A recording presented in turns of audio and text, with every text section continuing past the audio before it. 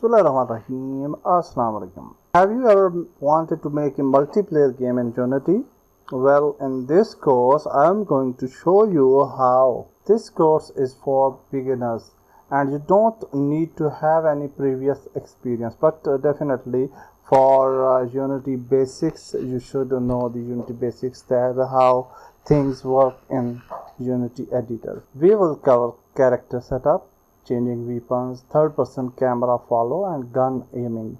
I will be using Photon Unity Networking (PUN), and which is completely free. I will be explaining the coding for networking in detail so that you can incorporate it into any of your projects as well.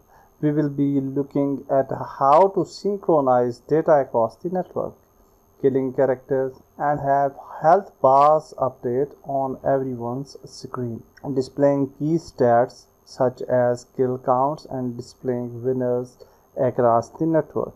We will also create the main menu and the lobby menu for 3 different game types. This course will be the first step for learning how to create multiplayer games like PUBG. I hope you will like this course. Please like this course, subscribe our channel, and share the course if you like. So let's start from the next video.